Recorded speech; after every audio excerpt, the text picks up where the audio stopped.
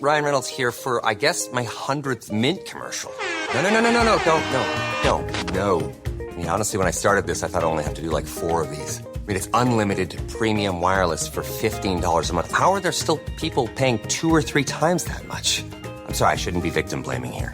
Give it a try at mintmobile.com/switch. Whenever you're ready. $45 upfront payment equivalent to $15 per month. New customers on first 3-month plan only. Taxes and fees extra. Speed slower above 40 gigabytes. See details. Bonjour, ici Patrick Pierrat, éditeur d'InfoBref. Voici l'essentiel des nouvelles en ce mercredi 25 septembre. La présidente de l'Assemblée nationale du Québec, Nathalie Roy, a refusé la demande du Parti québécois de tenir un débat d'urgence à l'Assemblée nationale sur le projet de Northvolt en Montérégie. Nathalie Roy soutient que la suppression d'emplois de Northvolt en Suède n'affecte pas les activités de l'entreprise suédoise au Québec et qu'il n'est donc pas urgent de débattre de ces difficultés. L'opposition réclame plus de transparence du gouvernement Legault sur les sommes déjà investies dans le projet et s'oppose à ce qu'il y investisse des fonds publics supplémentaires. Selon François Legault, aucun nouvel investissement n'est prévu à court terme du moins. Le Bloc québécois veut convaincre les libéraux d'augmenter la pension des aînés à Ottawa. Le chef bloquiste Yves-François Blanchet soutient que le Bloc a des gains à obtenir du gouvernement Trudeau minoritaire. À défaut, dit Blanchet, le gouvernement pourrait en effet être renversé par une motion de censure conservatrice que le Bloc appuierait. Le Bloc québécois réclame une hausse de la pension de la sécurité de la vieillesse des 65 à 74 ans. La ministre fédérale des Finances, Chrystia Freeland, a confirmé à l'agence La Presse canadienne qu'elle avait des discussions qu'elle dit fructueuses avec le parti sur de nouvelles mesures pour les aînés. Tous les diplomates canadiens seront bientôt obligés de parler français. Selon une note interne obtenue par Le Devoir, à partir de l'an prochain, aucun membre de la haute direction d'Affaires mondiales Canada ne pourra être confirmé à un poste sans avoir démontré qu'il maîtrise le français. Cette exigence sera imposée en 2026 à l'ensemble du personnel diplomatique. Affaires mondiales Canada exige depuis 2 ans que les gestionnaires, diplomates et membres de sa haute direction maîtrisent suffisamment le français. Or, selon la note, ils ne disposent pas tous des compétences linguistiques qui sont exigées pour leur poste. 3 nouveaux vaccins anti-Covid sont maintenant approuvés. Après ceux de Moderna et Novavax, Santé Canada a approuvé le nouveau vaccin anti-Covid de Pfizer. Ces vaccins ciblent l'un des plus récents sous-variants du virus. Ils devraient être disponibles dès le mois prochain au Québec.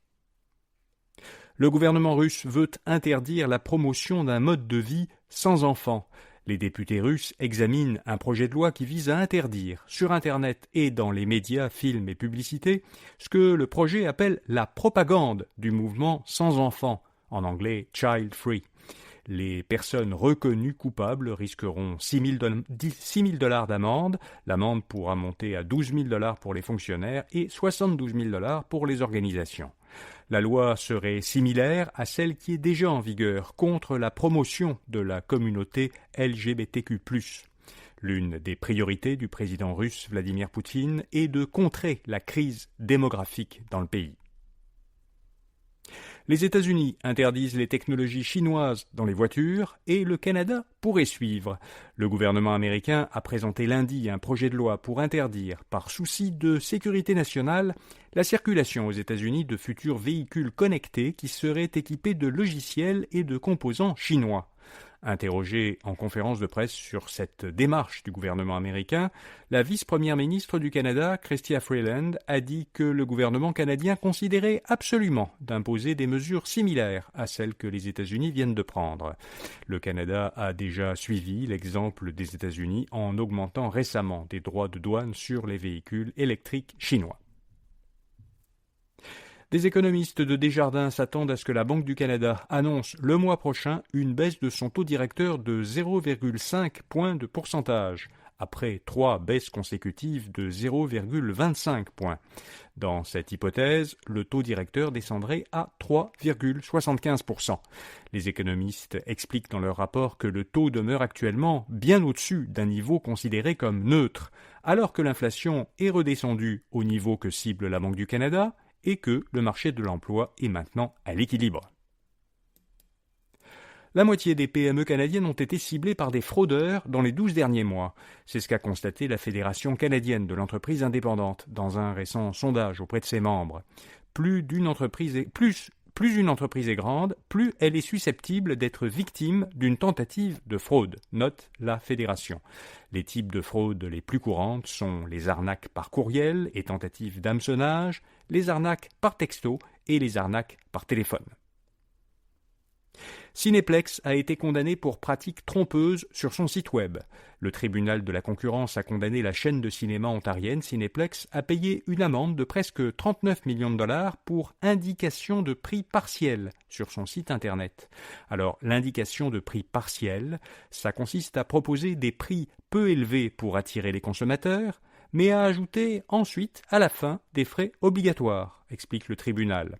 Plus spécifiquement, Cineplex a facturé des frais supplémentaires de 1,50 $ aux clients lorsqu'ils achetaient leurs billets en ligne. L'entreprise va contester le jugement. Et puis Amazon déploie au Canada une option de livraison pour contrer le vol des colis. L'option de dépôt dans les garages est désormais disponible dans 1700 villes au Canada, dont Montréal, pour les abonnés du service Prime d'Amazon. Cette option permet aux abonnés d'autoriser temporairement un livreur d'Amazon à entrer dans le garage de leur résidence pour y déposer un colis. Ce service nécessite cependant que la porte de garage soit connectée à un système domotique particulier, un système MyQ. Voilà, vous savez l'essentiel. Bonne journée et à demain matin.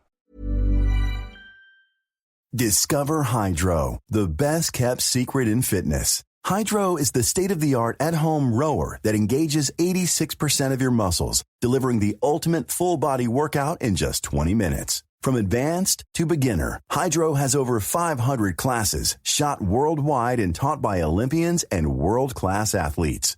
For a 30-day risk-free trial, go to Hydro.com and use code ROW450 to save $450 on a Hydro Pro rower. That's HYDROW.com, code ROW450.